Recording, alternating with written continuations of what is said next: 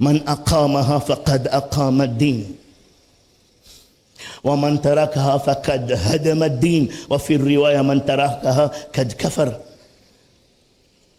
Salah is Imaduddin. The religion is based upon Salah.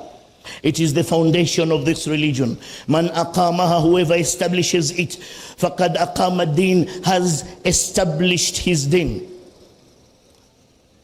You have given yourself the foundation of your religion. وَمَنْ تَرَكَهَا فَقَدْ هَدَمَ الدِّينَ, and he who does not pray has destroyed the foundation of the religion.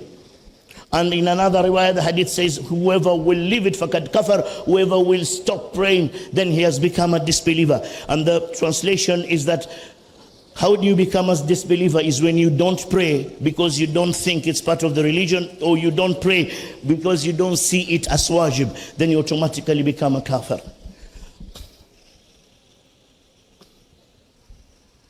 And it is the only ibadah that brings you closest to Allah subhanahu wa ta'ala.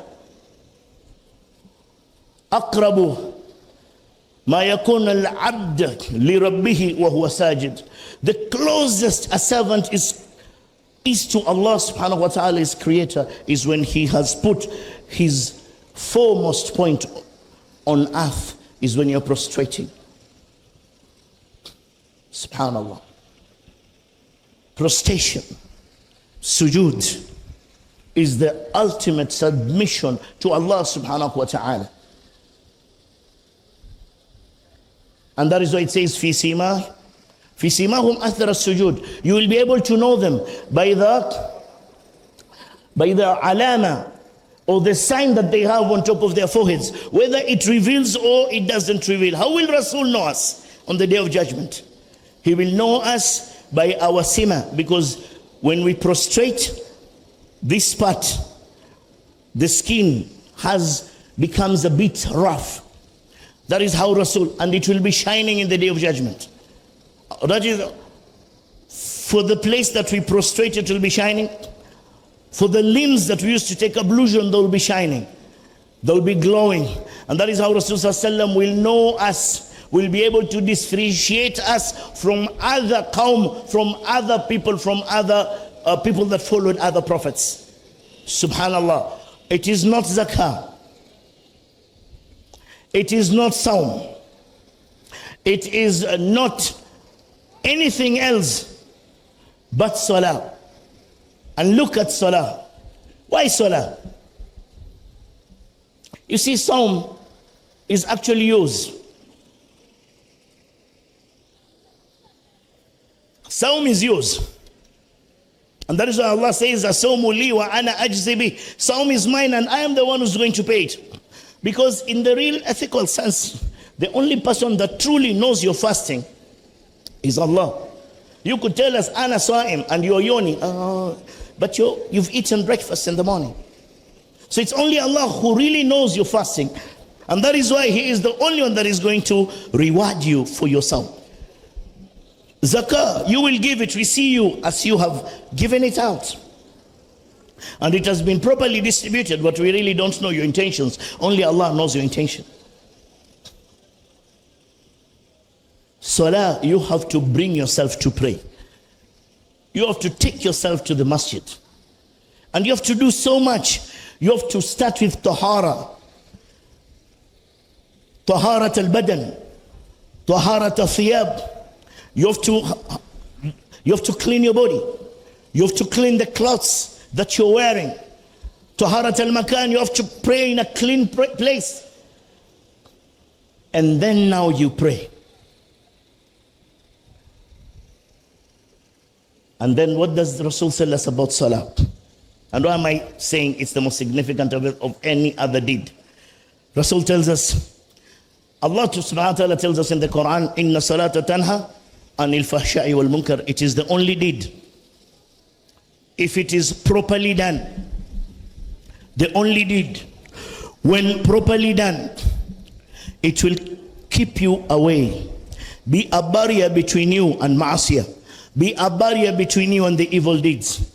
It will make you enjoying good deeds. and it will refrain you from committing sins. If you really, truly pray lillah, for the sake of Allah subhanahu wa ta'ala, this will happen to you. So if you see yourself, you're praying and you're still committing sins, then go back and watch how you pray. Investigate, where are you making a mistake? Because salah, prayed properly with its furuz, wajibat and sunniyat, is supposed to deter you, to stop you, to refrain you from committing sins. Period. And subhanallah, Rasul tells us, أول ما يسأل العبد يوم القيامة الصلاة. The first deed that you'll be asked in the day of judgment is nothing but salah. It's only salah. Man naja, he who will be accounted for his salah and he passes, fakad naja, he has succeeded. And whoever will be accounted for salah and you don't succeed, you fail in it, then oh my God, you will fail in almost everything else. And wallahi, look at yourself. When you're steadfast in prayer, when you're the kind of person who, when you hear the call of adhan, you don't delay your salah. When you're the kind of person that when the adhan has been done, you leave everything. They tell us, once they hear Allahu Akbar, they said they were so haris, they were so excited, they were so engulfed, they really want to go for prayer. They felt that putting the hammer down is too long. They used to just drop the hammer and leave and go for salah. Now, what about us, the men, and when we are at work? When we hear the adhan, do we drop our hammer and go to pray? Our women, when they are in the kitchen, making the delicious meals for their families, do they switch off the gas or the cooker and go and pray? Or is prayer the last thing in our agenda or itinerary or organizer of the day? Is the prayer the last thing? It is the thing that we do last. It is the last thing that we remember during the day. And that is probably why our lives are full of misery, why we don't see success in it. Because in salah, what happens? In the call of prayer is a call to victory, is a call to success. Hayya ala salah, come to prayer. Hayya ala al-falah, come to success. Come to victory. You want the success of the world, I tie it to salah. If you want the success of the world, I tie success of this world to your salah. Your salah determines how successful you are. It's not your bank account. It's not the villas that you own. It's not the lorries and vehicles that you have. It is not the estate or the area that you're living. It is not your position in society, but your prayer. But your prayer. But your prayer. So al-abd, ya ukhta fil Islam, ya akhi fil Islam, ma sha'anuka bis salah. What is your situation with your salah? Do you pray lillah? Do you pray to please Allah subhanahu wa ta'ala? Is salah the most significant thing in your life? When you hear the adhan, do you feel inshirah as-sadr? Do you feel relief of the heart? Or when you hear the adhan, is it a disturbance to you? Those are questions only you can respond. Because we have people, when they hear the call of prayer, Allahu Akbar, Allahu Akbar, they're like, we just prayed Dhuhr. It's already Asr. There's a problem. Rasul, when you want to know the essence of salah, listen to Rasul sallallahu alaihi wasallam used to come and tell Bilal, Ya Bilal, he holds his shoulder, Arihna, Ya Bilal. Oh Bilal, make us comfortable. gives solace to our hearts by what? Yani, he doesn't tell him, Ya Bilal, it's time for prayer, go make the adhan. He tells him, Ya Bilal, arihna, Ya Bilal. Oh Bilal, make us, give us the comfort of our hearts, give us the joy of our hearts. Because the call of prayer is calling us. The call of prayer is calling us to the comfort of our heart. The call of prayer is calling us to the solace of our mind. The call of prayer is calling us to submit in the eye to Allah subhanahu wa ta'ala. The call of prayer is the call of Allah to each and every individual who answers that call. You have responded to the call of Allah subhanahu wa ta'ala. Not a joke, ladies and gentlemen, brothers and sisters in Islam. So if salah is that significant in your life, wallahi, you will be so important to Allah subhanahu wa ta'ala. And that is why we had sahabas who, you know, we are told as-saful awwal is the best for men, and the last saf is the best for the women, so that there is a gap between them. So we have sahabas who used to delay in prayer. What did Rasul say? Akhsha an yuakhirhum Allahu kama yuakhiruna fi sufuf. He says, I am scared that Allah subhanahu wa ta'ala will delay them in their world, in their worldly things, in their good deeds, in everything that they stand for. Because of their delay, they put themselves behind in prayer. If this is just because you are not haris, you are not so quick to do saful awal, there is a possibility that when you're not interested in praying in the first saf, you're not eager to pray in the first saf, which is the best saf, which is the saf that has the highest of reward, then it's scary. You might go out of favor of Allah subhanahu wa ta'ala if you actually delay yourself. Now imagine, this is delaying yourself in praying in the first saf. Imagine when you actually literally delay prayer.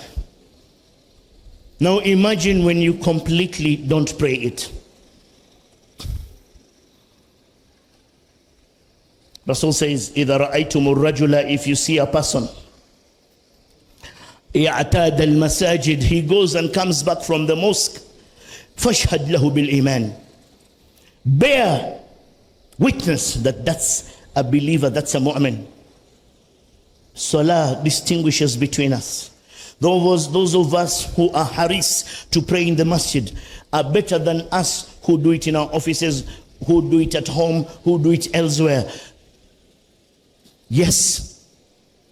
Because the hadith says, إِذَا رَأَيْتُمُ الرَّجُلَ, if you see someone, يَعْتَادَ الْمَسَاجِدِ, he is going back and forth from the masjid, meaning call of adhan comes for dhuhr, he goes and comes, asr goes and comes, maghrib goes and comes, isha goes and comes, fajr goes and comes. He doesn't tire to do that. What happens to him? Says, fashhad lahu bil iman, bear witness, that's a mu'min.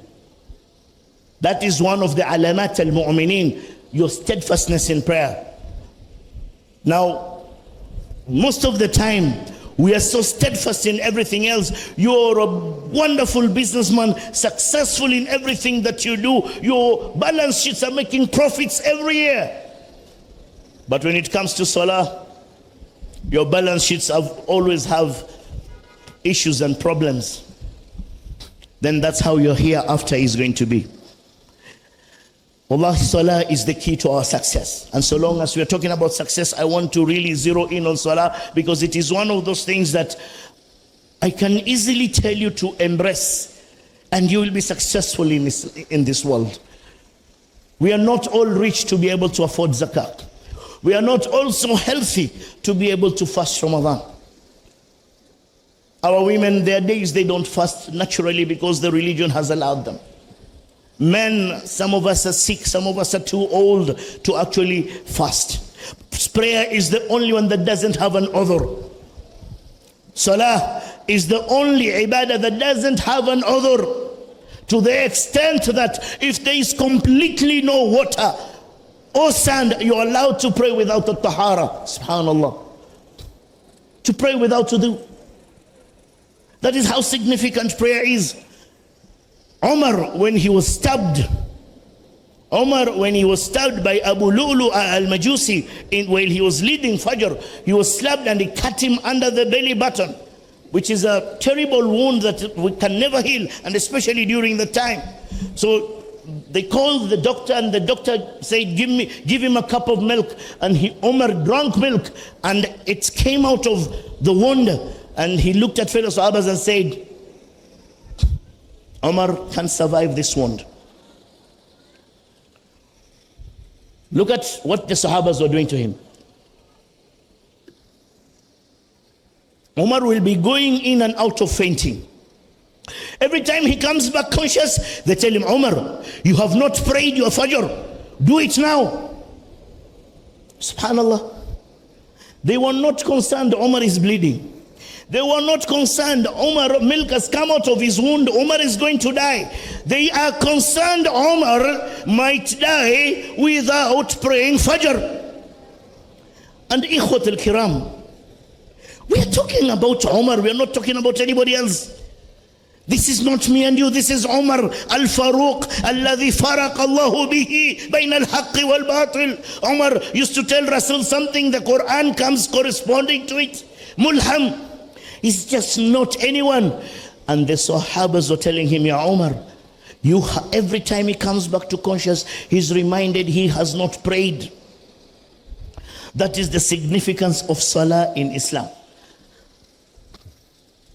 These are the people that understood what Salah means today. Most of us, when we are sick, it's an excuse not to pray. Most of us, when we are hospitalized, we who are nursing the sick don't pray, and the people that are sick, we don't help them pray. Subhanallah. How many people are hospitalized, and that when the day they were admitted, it was the last day they prayed until they came out of hospital? And we say, no, they are sick. Akhi, ukhti, sickness is not an udhr for salah. Sickness is not an udhr for salah, because salah is your success in this world and the hereafter. Salah is the key to you being successful in this world and for you to be successful in the hereafter. Salah is one of those deeds that will protect you in your grave from malaikatul adhab. Salah is part of your success, not only on this earth, but it is part of your success even in your grave.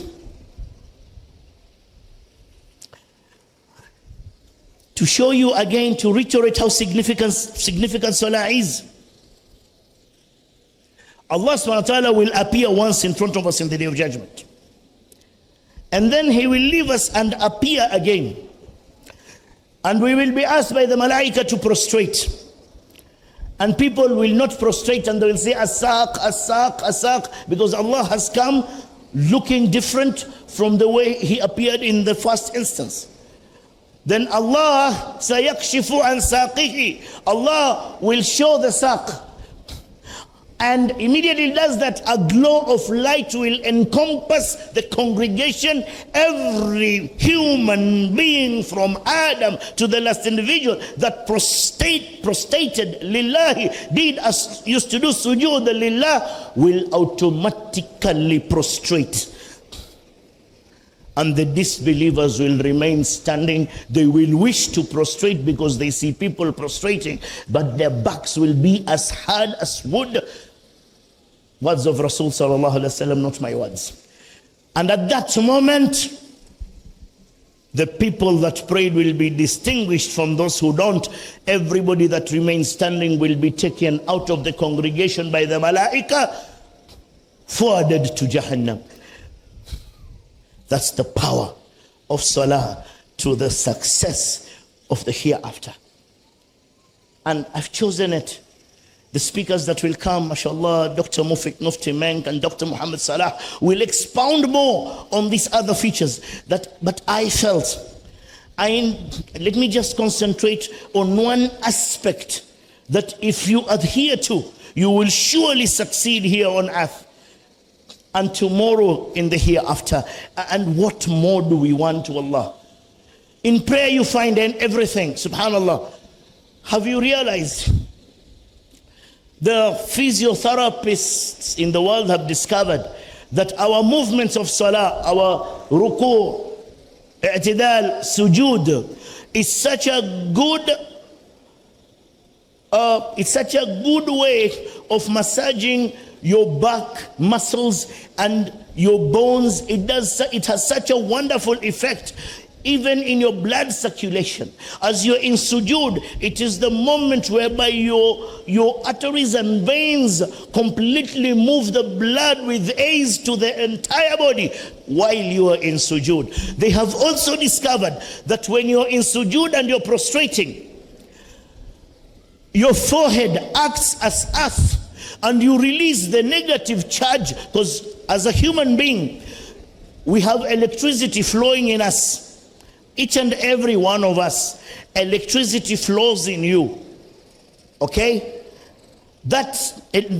And we have a charge that is in the atmosphere, negative and positive.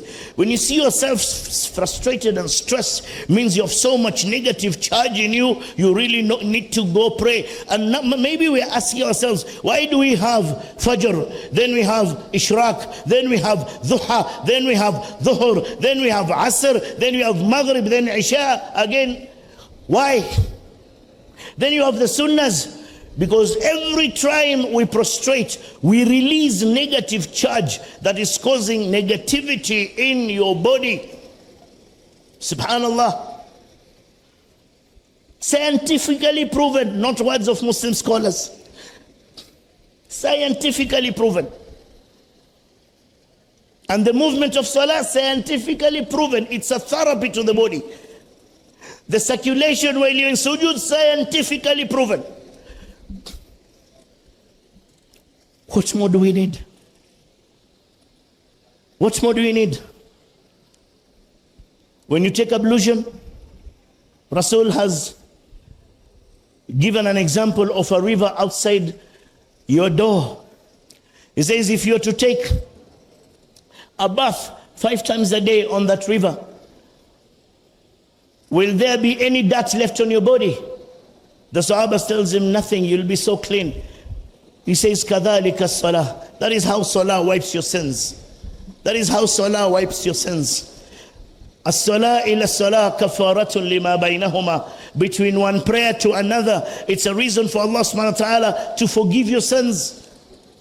Between one prayer and another, it is a reason for Allah subhanahu wa ta'ala to forgive you your sins. Who in this hall can tell me that he or she has no sin?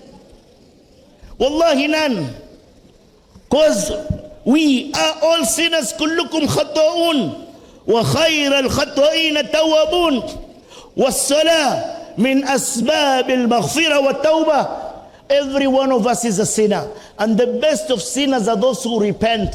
Salah is a reason to be forgiven sins, especially for the one that will pray one prayer and wait for another. It is a reason why Allah subhanahu wa ta'ala will forgive you your sins, because you're actually anxiously waiting for the next prayer. And the best of us will be the one when he prays, when he or she prays as if we are all waiting for dhuhr. So but when we are doing that prayer, the dhuhr that we will do today, if you really want to be successful in your life, pray that dhuhr as if you will not leave to pray asr. يعني صلي صلاة المودع. Pray the prayer of the person that says Probably I will die before Asr, so I might meet Allah between Maghrib and Asr, and between Dhuhr and Asr. Asr is my last prayer. I will meet Allah with Asr. Therefore, I want it to be the best prayer, because it's probably the last deed that I will meet Allah with. So I will pray the best way possible. That should be your every prayer, because none of us has a guarantee.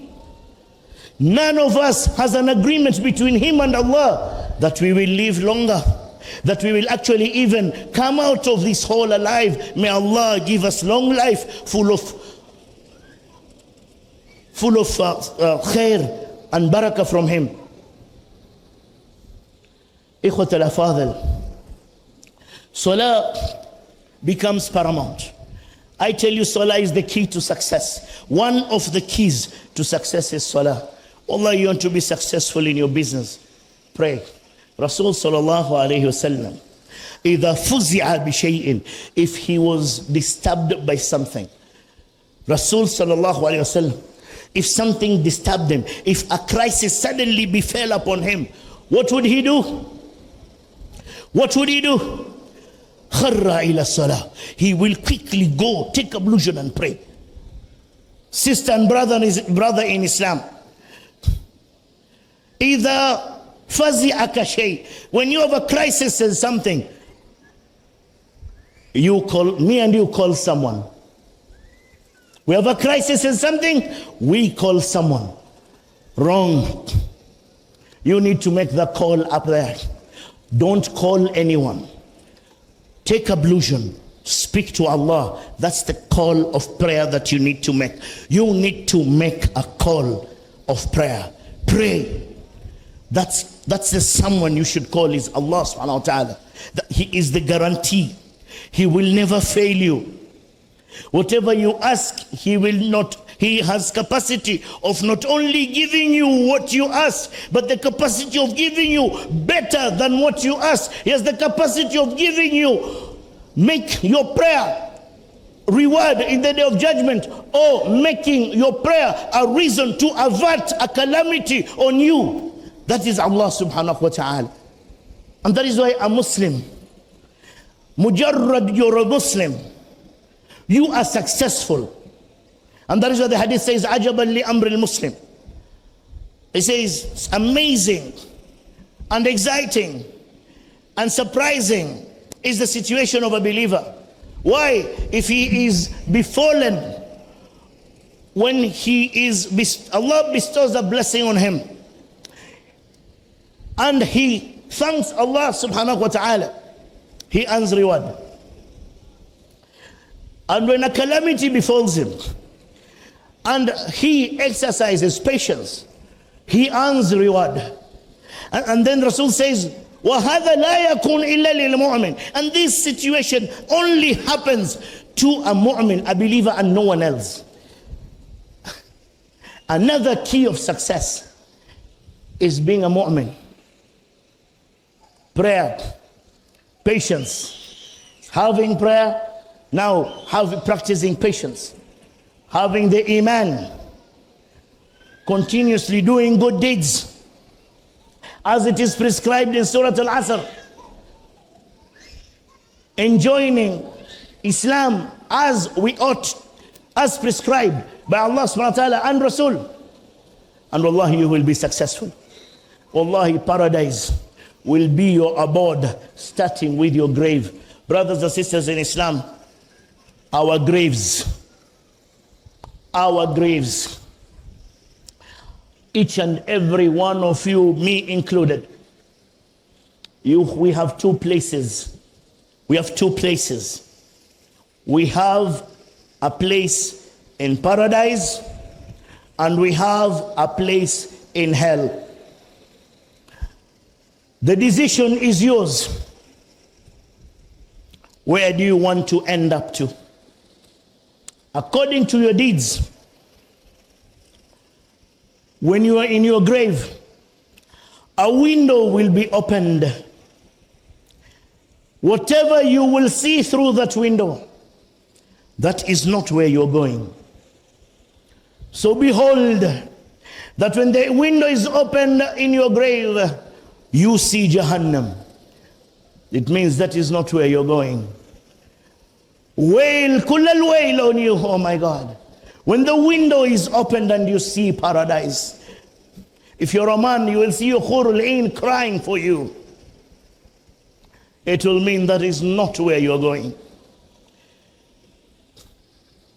Success is based on the deeds that we do, our actions, our speech, which we loosely kind of talk. Ask the people of Mombasa. The Swahilis have a saying, they say, the tongue doesn't have a bone. I don't know whether this saying gave us the permission to speak as we please.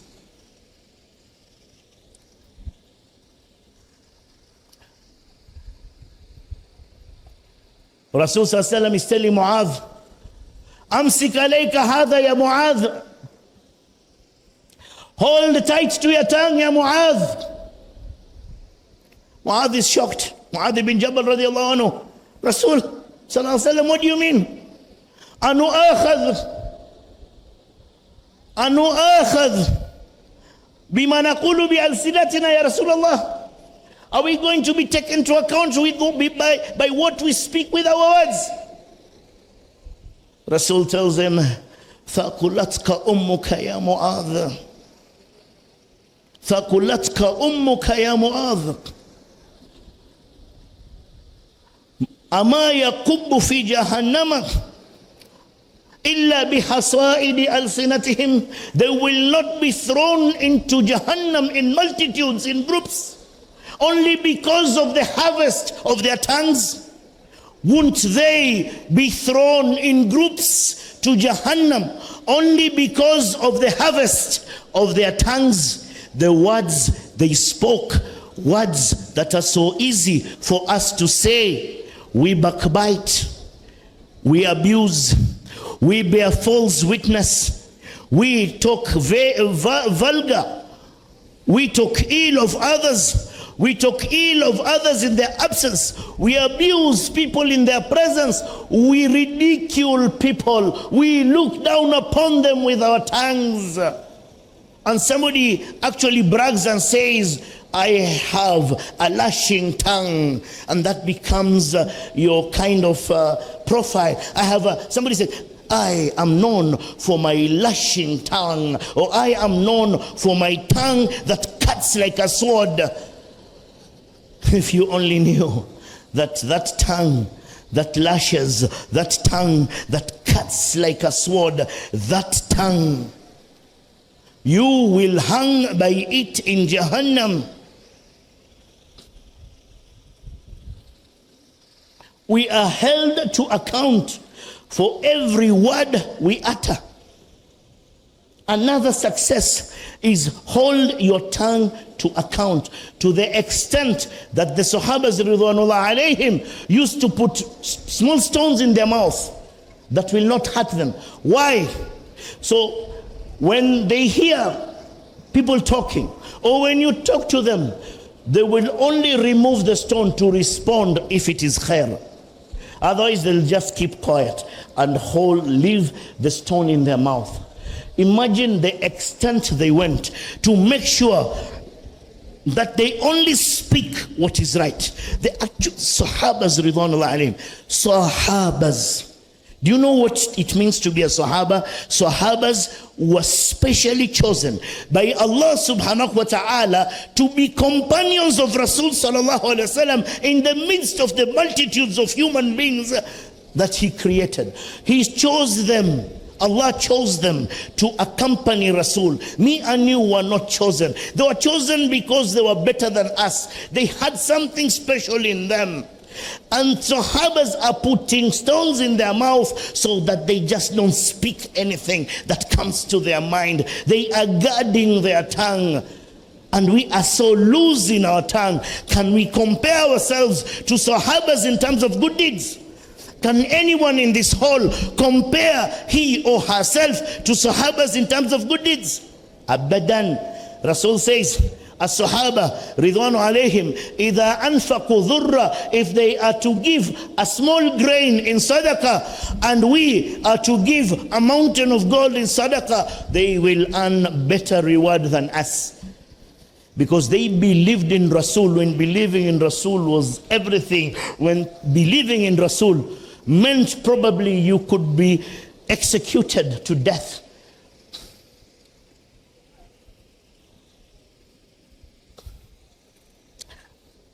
And I tell you, these are the same Sahabas, Ridwanullah alayhim. I link you to another incident of them.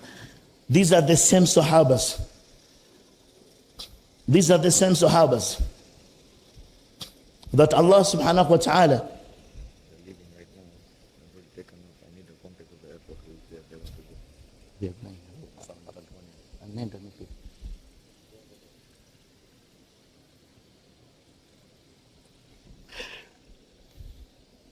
the Sahabas Ridwanullahi alayhim,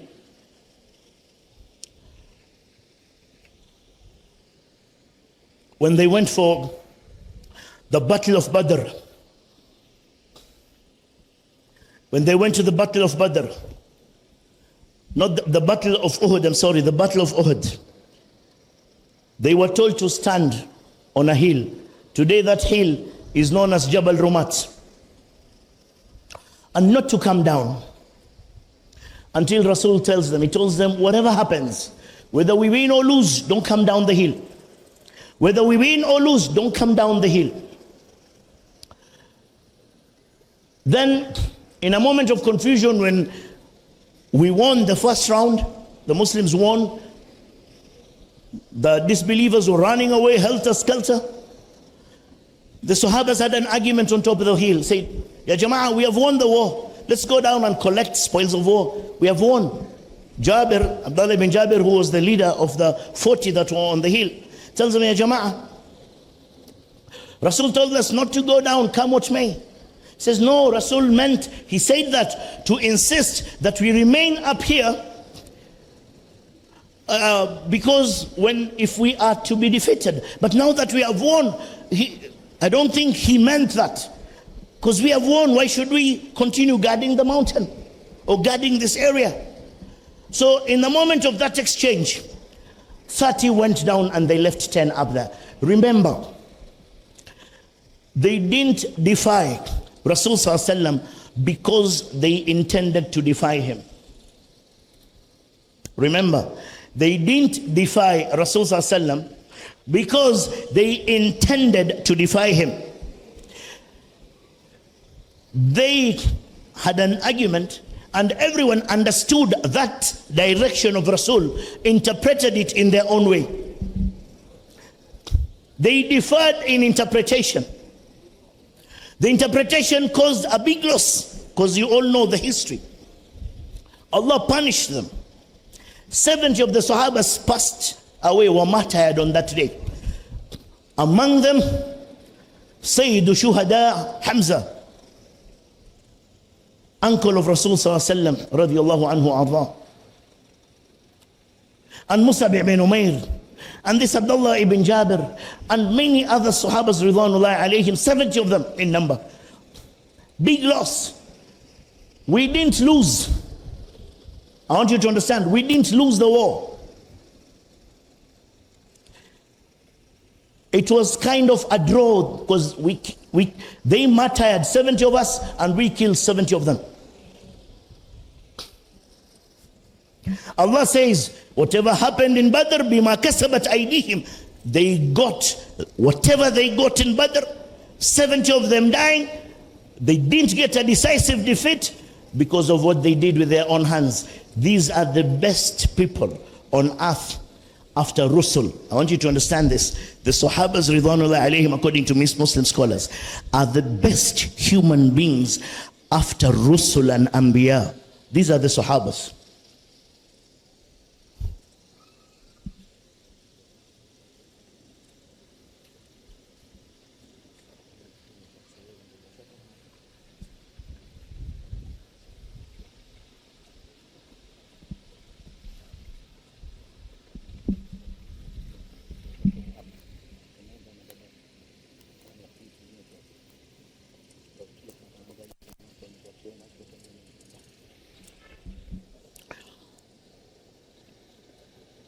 The Sahabas Ridwanullah alayhim are the best of humans after the prophets and the messengers. And Uhud was such a tormentful day for them. Rasul was almost killed on this day. Rasul was almost killed on this day. Rasul, before his death, he was still suffering the pain of the swords he was struck with on that day.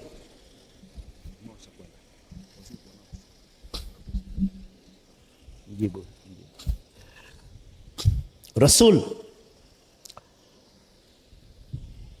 never has he ever suffered in a battle the way he suffered on the day of Uhud. His molars teeth was cut into two because he was struck with a sword on his face, and because he was wearing a helmet that had chains, it tore into his molars tooth and ruptured it.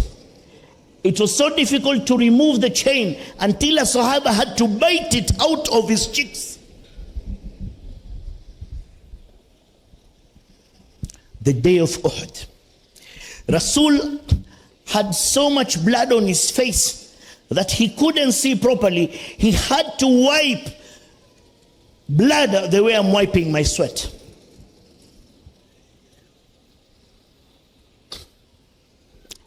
Why? Because Sahabas made a mistake in understanding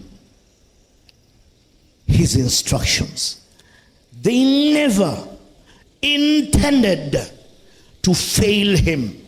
They never intended to sin against him. They never intended to belittle him. They never intended to ridicule him. They never intended to look down upon his teachings and statements. They simply misunderstood an instruction, but it costed them 70 lives of prominent Sahaba, 70 lives of prominent Muslims. We almost on that day lost Rasul sallallahu alayhi wasallam. There is a Sahaba who was standing in front of Rasul, guarding him with his body. When he sees an arrow coming, he puts his chest or his back. This Sahaba could not be recognized after the battle. He looked like a porcupine, if you know what a porcupine is. He could only be recognized by his sister through either his tooth or his thumb, something like that. There's a Sahaba that his hand, usiba bishalal in his hand. Rasul used to give him arrows to shoot, and if he shoots, somebody falls. In the end of the battle, he couldn't move his hand because of the amount of shooting that he did on that day. There's a lady that lost all his 3 sons on that day, a Sahaba ridwanullah alayh. Rasul lost his beloved uncle, Hamza. Amara, a lady just like the ladies that are in front of us here, held a sword on that day, and all the women that came, the likes of the Rufaida al-Aslami, held a sword and fought on that day. There is no battle that women held to the sword and fought like men, like the battle of Badr.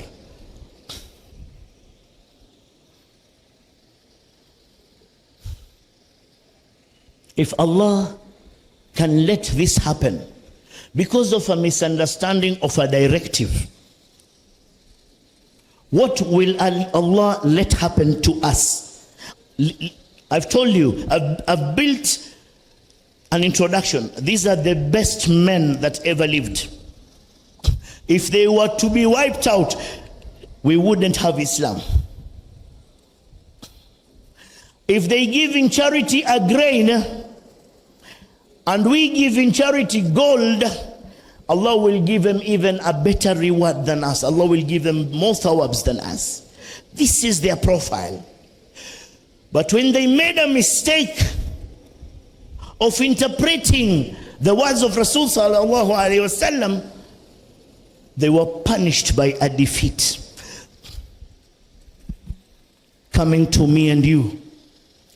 How many days have we intended, or how many times have we intended to sin against Allah subhanahu wa ta'ala? How many times have we made a niyyah to commit a sin, leave alone intention, actually committing it, intending and committing? How many times? And Allah has not taken any action against us. And we shy. What audacity do we have? What audacity do we have? We seriously need to stop and think and talk to ourselves and understand that we were not brought on earth as a joke. When Allah said, "Inni ja'ilun fil ardi khalifa," I will place a vicegerent on earth, He meant us. And Allah chose us above all other beings, because human beings are the last creatures to be created. Allah chose us above all other beings to put us on earth, to make us vicegerents on earth, to make us khalifas on earth, so that we protect earth, so that we live by His. And how will we protect it? By living within His teachings and commandments, not to live the way we want, not to do as we please, but to live as prescribed by the Quran, to live as prescribed by Sunnah to Rasulullah. Let me ask myself and each and every one of you, are we living as prescribed by Quran? Are we living according to the Sunnahs of Rasulullah? Is that how we live our life? Is Rasul sallallahu alayhi wa sallam and the Sahabas our true role models?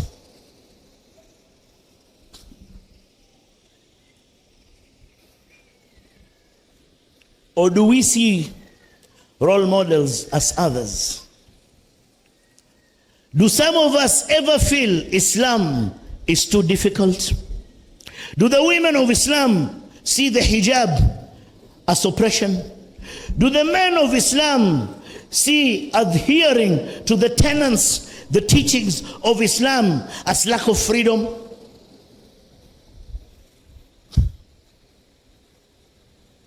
Have you ever imagined a life without Islam? Wallahi, pause for 2 seconds. Imagine life without Islam. Think about the life 1400 years ago for every woman, wherever they were in the world. In the Arabian lands, the women were a symbol of joy, a symbol of sex, a symbol of defeat, leisure and pleasure. And if you were to be born a girl to a man, he would rather bury you.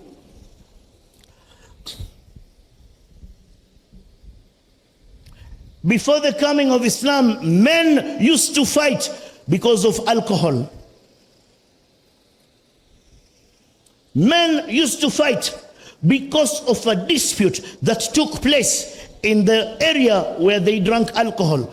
Tribes will fight. There will be a tribal feud because of an argument between two people from different tribes when they were drinking alcohol. No woman was allowed to inherit before Islam. No woman was equal to man before Islam.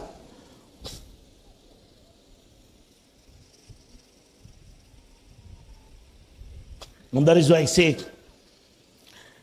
if there is success in this world, is us being Muslim. If there is success in this world, is holding fast to our, is us being steadfast to our prayers. If there is any success in this world, is us being patient.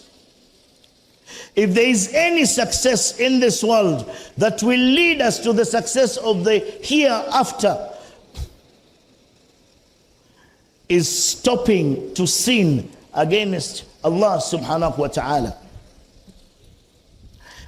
If there is any success in this world that will lead to the success of the hereafter, is to guard your tongue. If there is success that will lead to the success of the hereafter, it is for you to enjoin good behavior and good character.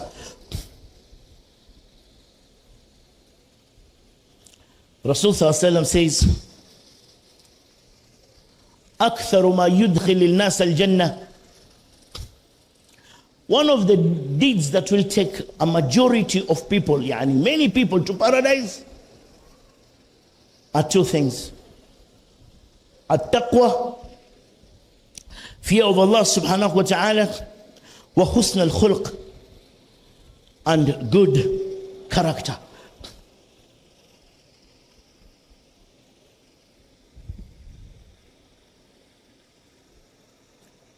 Brother and sister in Islam, as you seated there, do you make sure that when you wake up in the morning, you are carrying yourself with the best behavior in front of Muslims and non-Muslims? Do you wake up in the morning yearning to better yourself than yesterday? Or do you wake up in the morning and thank Allah subhanahu wa ta'ala for the blessing of life because we have someone that will be prayed for janaza at dhuhr, and we are lucky to be alive, actually attending such a wonderful occasion where we are earning reward?